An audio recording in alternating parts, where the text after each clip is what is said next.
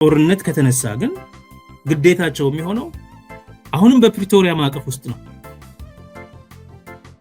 የተያዘባቸውን ግዛት ማስመለስ ኦኬ አንደኛ ህዝቡን ነገሮችን አመቻችተው አስተካክለው ወደ ነበረበት ቀየው መመለስ። እውነት ለመናገር ኦህዴድ ባንገቱ ገመድ ይገባል እንጂ ወልቃይትን ተአምር ሰማይና ምድር ቦታ ቢቀያየሩ ለትግራይ ወይም ለቲፒኤልኤፍ አያስረክብም። ለሰላም ሲባል ለጦርነት ተዘጋጅተህ መቆም አለብህ በየቀኑ ማለት።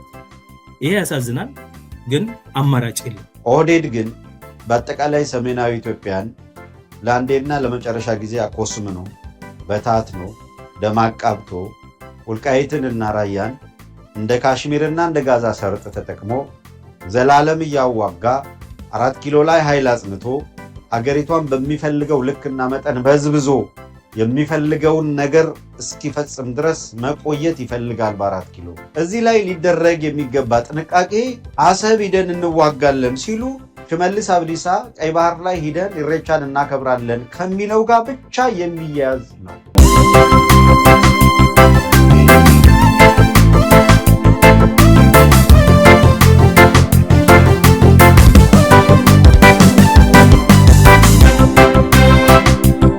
በተቻለ መጠን አንድ ሚሽን ብቻ ነው አሁን በትግራይ ያለው አስተዳደር ያለበት ኃላፊነት፣ በምንም መንገድ የትግራይ መሬት ላይ ጦርነት እንዲነሳ አለማድረግ።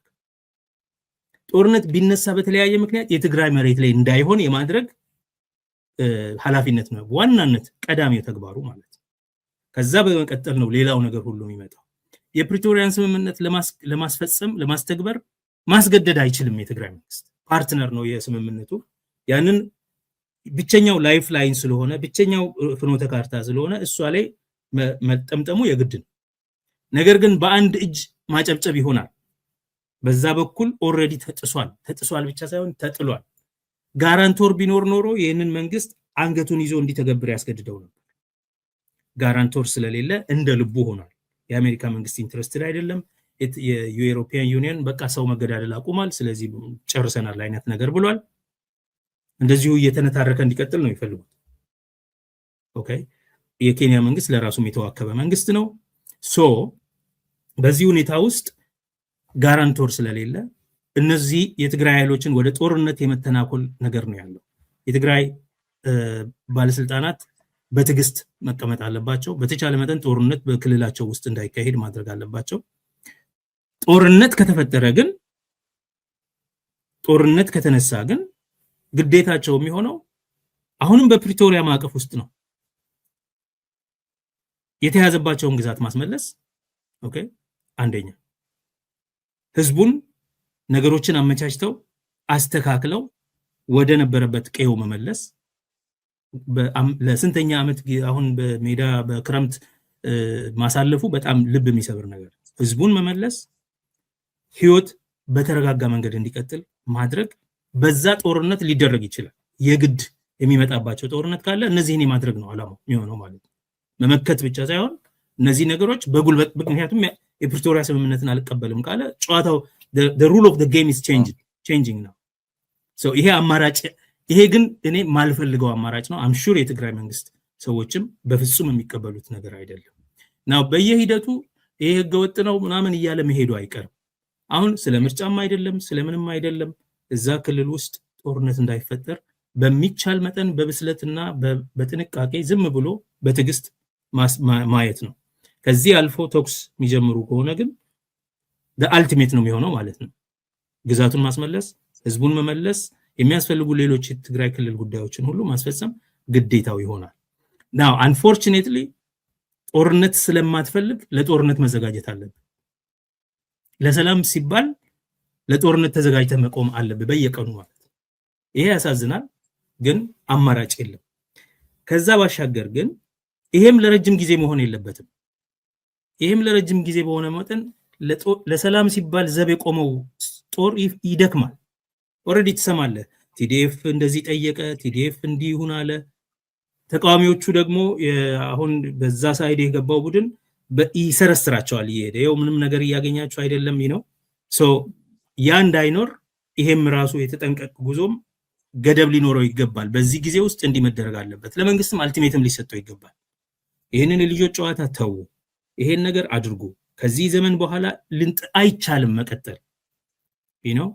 ስለዚህ ይሄንን ማታደርጉ ከሆነ እኛ የራሳችንን አማራጭ ለመውሰድ እንገደዳለን የሚለውን ሊያሳውቁት ይገባል።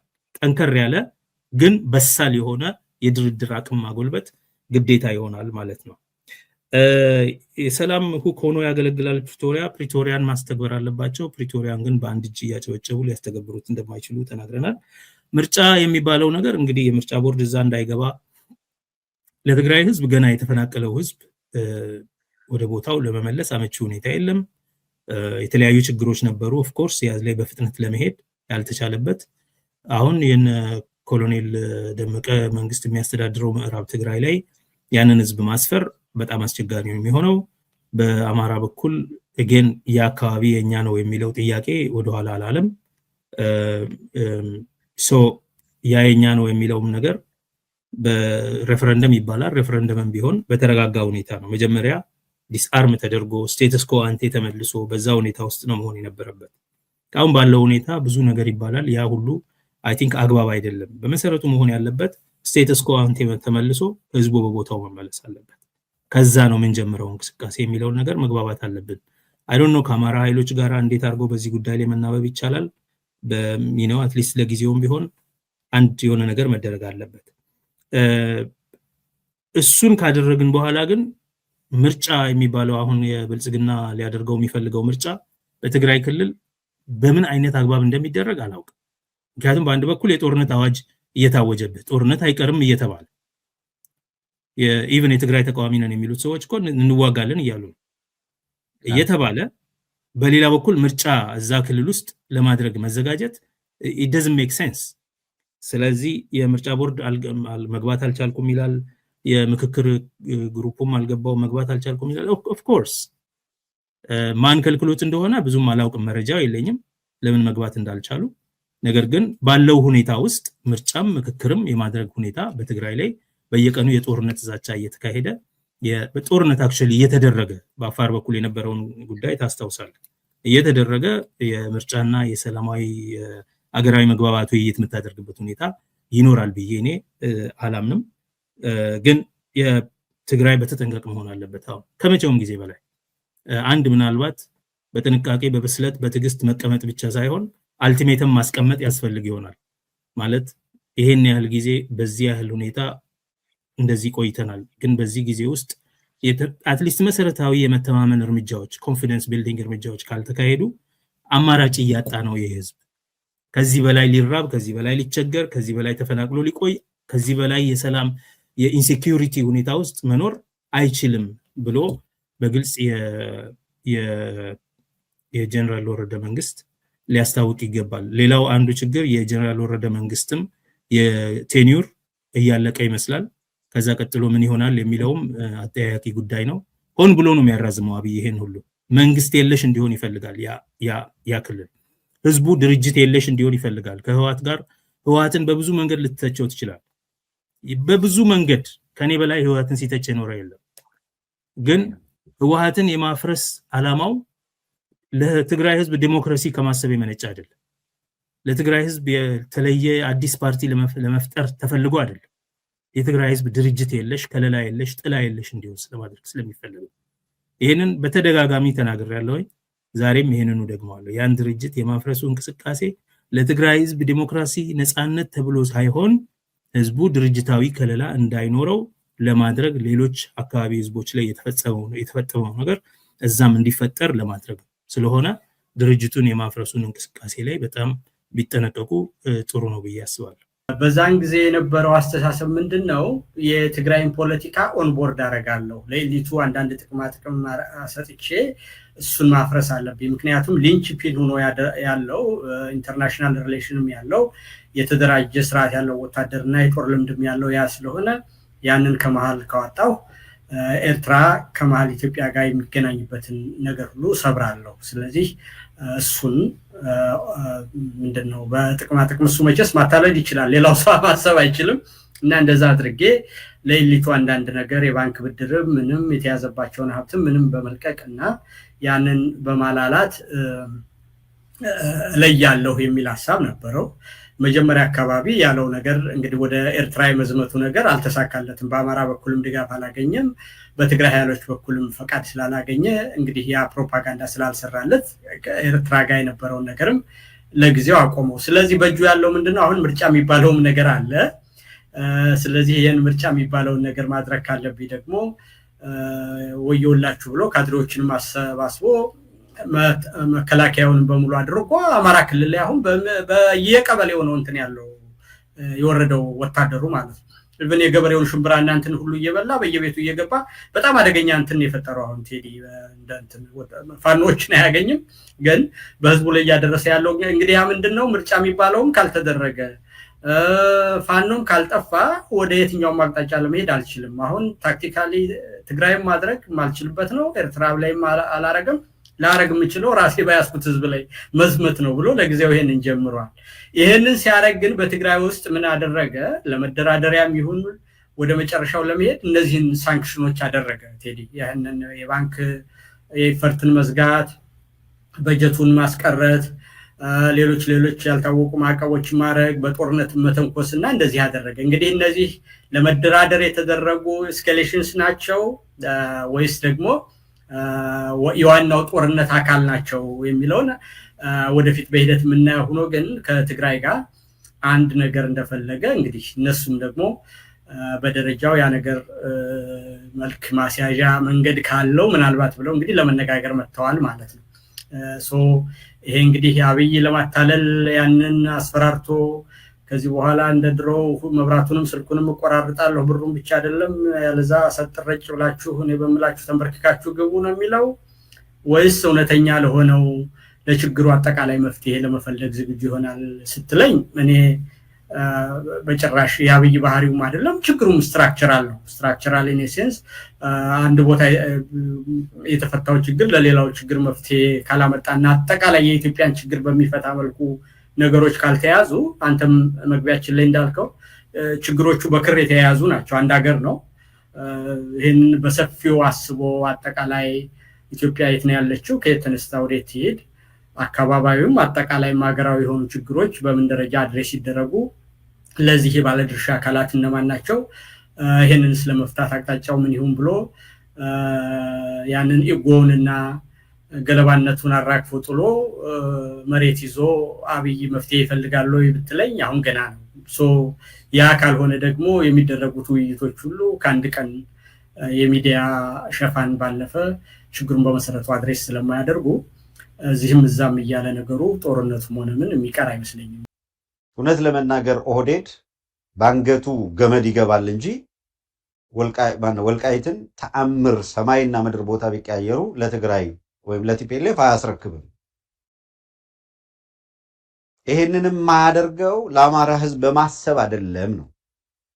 ከተግባባል ለአማራ ህዝብ በማሰብ አይደለም፣ ወይም አይ ለአማራ በማድላት ምናምን አይደለም። ኦህዴድ የወልቃይትን ጉዳይ የህልውና ጉዳይ አድርጎ ነው የሚቆጥረው። ልክ እንደ 4 ኪሎ ነው የሚቆጥረው። የሁመራ መተማ ኮርነር ቲፒኤልኤፍ እጅ ገባ ማለት 4 ኪሎን ባሻጋሪ ተንጠራርቶ ለማየት አንድ ቀን አይፈጅባቸውም ብሎ ነው የሚያስበው።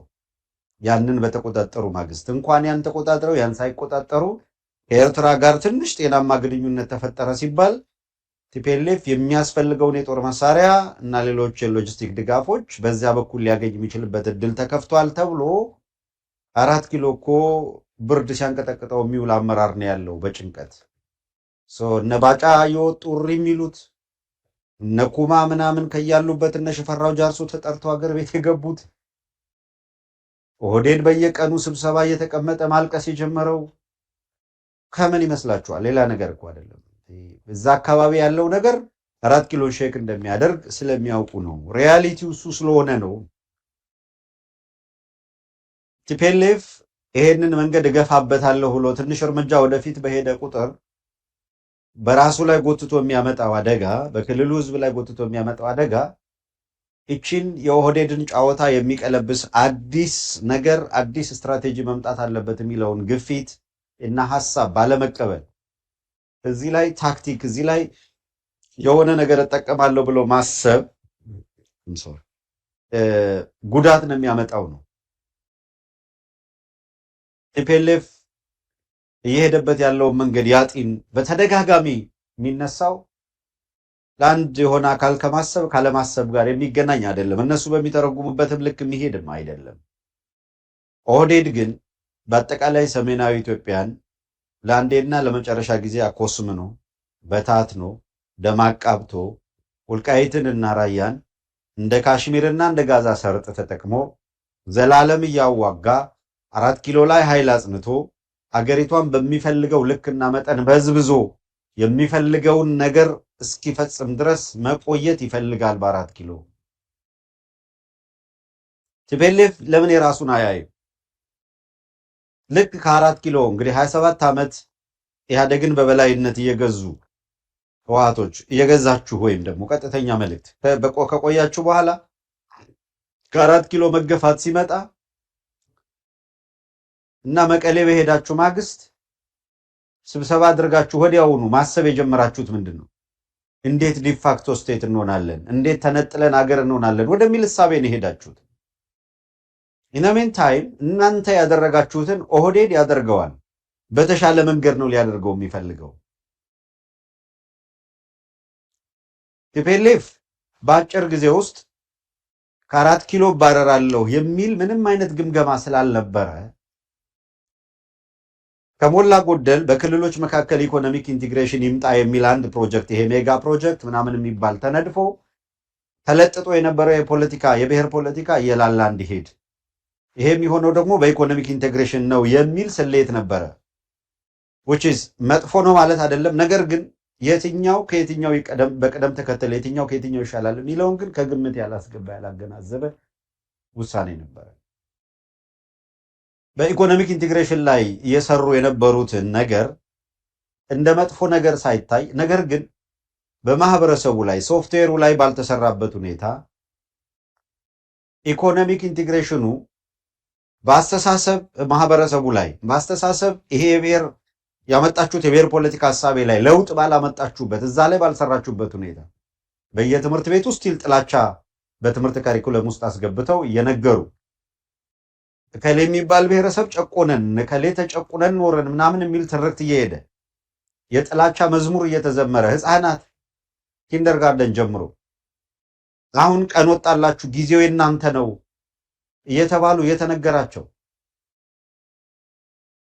እንደዚህ እያደጉ የትኛው ልማት ነው ስለ ልማት የምታወሩት? ነገ ያንኑ ልማት መጥቶ ያለ ምንም ማለት ርህራሄ ምናምን ያንን ድምጥ ማጡን ማጥፋት እንደ ድል እየቆጠረ የሚሄድ ወጣት ነው እየፈለፈላችሁ ያላችሁት። መራር ጥላቻ ነው በየትምህርት ቤቱ እየሄደ ያለው። ይሄ ነበረ ተደጋግሞ ሲነገር የነበረውና ለመስማት ፈቃደኛ አልነበሩ።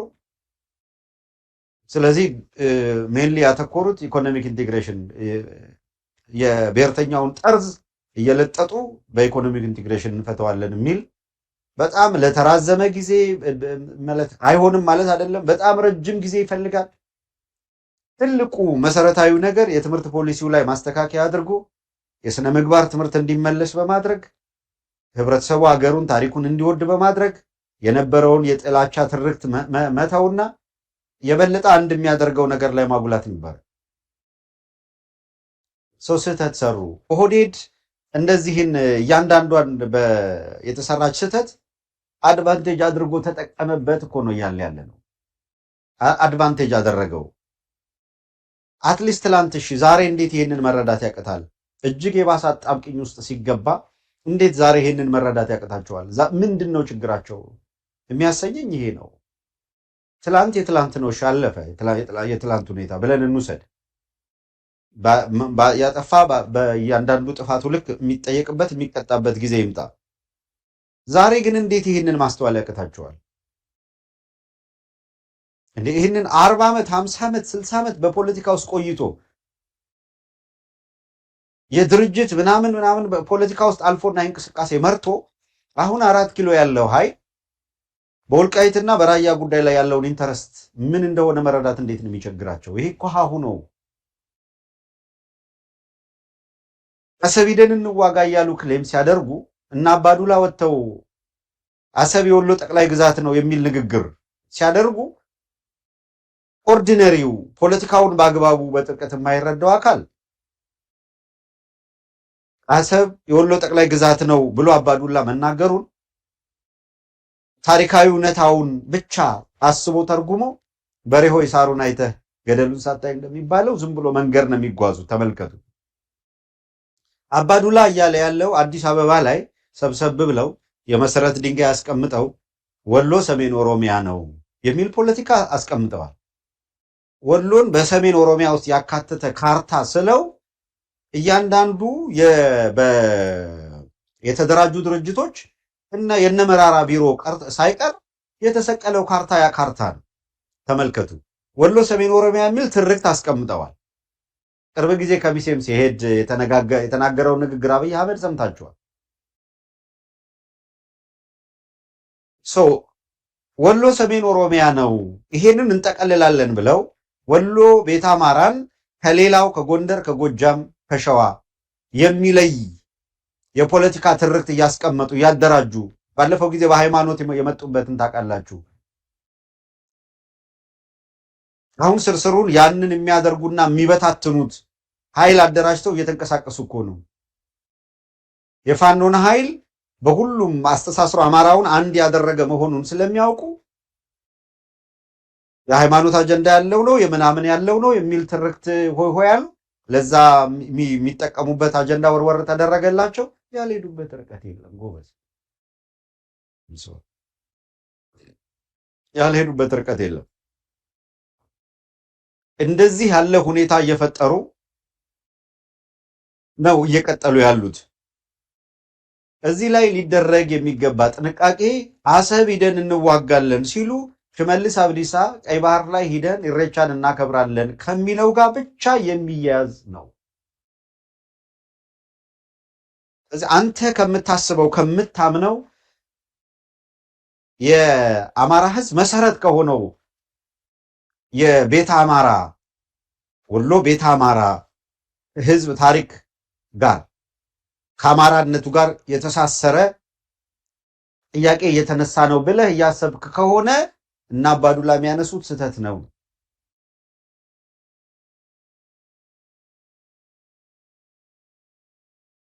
ይሄንን ካወቁ የትግራይ ኃይሎች አሰብ ሊዋጋ ሲመጣ ወሎ ጠቅላይ ግዛት ስር ነው ምናምን አሰብ ብሎ ሲመጣ ምን እያለ እንደሆነ አልገባቸውም። ለምሳሌ በተግባር የህወሓት ኃይሎች ራያ ላይ ገብተው ወታደራቸውን እንዲያስቀምጡ ኃይል እንዲያሰፍሩ አድርጓቸዋል። ያውቃሉ። እሱ ከነጌታቸው ረዳ ጋር በነበረ ስምምነት ራያ ላይ የህወሓት ኃይል ቦታ መጥቶ ይዞ ራያን ይዞ እንዲቆይ አድርገው ወልቃይት ላይ እንዳይገባ አድርገው ማለት ነው። ለምን? ቀላል ነው፣ ሲምፕል ነው። ይሄ ብዙ የሚያመራምር አይደለም። ወልቃይት ወደ ሱዳን የመውጫ ኮርነር ነው፣ በር ነው። ከራያ ይልቅ ይሄኛው ይጠቅማል ከዚህ ምናምን ከወልቃይት ጋር በማነጻጸር አይደለም። አፍተሮል ተውትና ወልቃይትና ራያን በወልቃይትና በጠለምት መካከል ይሁን። ጠለምት ላይ ስቲል ሰፋ ያለ ኃይል አስጠግተው ምንም አይነት ሌላ እንቅስቃሴ እንዳይደረግ የሚያደርጉበት ሁኔታ በማንኛውም ጊዜ ጠለምትን አጥቅተው ሊይዙ የሚችሉበት ወታደራዊ ስትራቴጂክ ቦታዎችን እንዲይዙ አድርጓቸዋል፣ ረድቷቸዋል እኮ። ወልቃይትን ለምን ሲሉ ነው መልስ ማግኘት ያለባቸው። ኮርነር ነው፣ መውጫ በር ነው። በቃ አቋም ተይዟል በኦህዴድ በኩል። ይሄኛውስ በሁለት መንገድ እየተጫወተባቸው ነው፣ አላወቁም። ጠለምትም ራያም ላይ ኃይላቸውን እንዲያመጡ ካደረገ በኋላ በትርክት ደረጃ፣ በሪቶሪክ ደረጃ፣ በንግግር ደረጃ ቲፒኤልኤፍ እዛ የሚቆይበት ሁኔታ የለም። በቃ እንዳውም ከድርጅት ተፍቋል፣ ተሰርዟል። ቀጥሎ የሚመጣው አስተዳደር የፒፒ ጉዳይ አስፈጻሚ ነው የሚሆነው። እኛው በስምምነት እናደርገዋለን እና ባዴኖች ዝም በሉ ታገሱ ምናምን እየተባሉ ነው። ኢቭን ጠለምት ራያ አድፍጡ፣ አብይ የሚሰራውን ሰርቶ የሚጠቀመውን ተጠቅሞ ኦህዴድ የሚፈልገውን እስኪያደርግ ድረስ እንዴት ይህንን ታሪካዊ በጣም በኢትዮጵያ ውስጥም ትልቅ ስም እና ክብር ያለው ህዝብ ይዞ ሰው እንዴት በዚህ ደረጃ ራሱን የሚያዋርድ የፖለቲካ ኃይል ሆኖ ይመጣል የሚለው መልሰው መላልሰው ቢመረምሩ መልሰው መላልሰው ቢገመግሙ ያዋጣቸዋል ብዬ አምናለሁ። የሆነ ሆኖ ለአንዴም ለመጨረሻ ጊዜ መቼም ሁሌ አናነሳውም ማለት አይደለም፣ በየመስኩ በየምክንያቱ መነሳቱ አይቀርም። ነገር ግን ወልቃይትና የራያ ጠለምት ጉዳይ በዚህኛው ሳይድ ያለውን ብቻ እያነሳው ስለሆነ ኦህዴድ የመጫወቻ ካርታው አድርጎ የዘለቀ ነው። ስለዚህ ታደሰ ወረደ በዘላቂነት የዚህ አካባቢ ችግር ሊፈታ የሚችለው በአማራና በትግራይ ህዝብ መካከል ጤናማ ግንኙነት እንዲፈጠር አድርጎ የፖለቲካና ኢኮኖሚ ትብብር እንዲፈጠር አድርጎ ሁለቱም ህዝብ በዚህ ሰፊ ይዞታ ላይ እንደ ህዝብ ተጠቃሚ የሚሆኑበት ስርዓት በታሪክ ተለያይተው ከኖሩበት ጊዜ በሚበልጠው አብረው የኖሩበትን ጊዜ በማጉላት በመተሳሰብ ላይ የተመሰረተ የማንንም ባህል ወግ ስርዓት የማይጨፈልቅ ማንም በተለየ ሁኔታ ወደ ፈለገው የማይጎትተው ሁኔታ ፈጥሮ አሁን ካለው ኤንቫይሮንመንት የተሻለ አዲስ ነገር ይዞ መጥቶ በዚህ መንገድ በዘላቂነት ይህን ችግር መፍታት ይቻላል የሚባልበት ሁኔታ ማምጣት ይችላል። አዲስ አስተሳሰብ የሚባለው ይሄ ነው።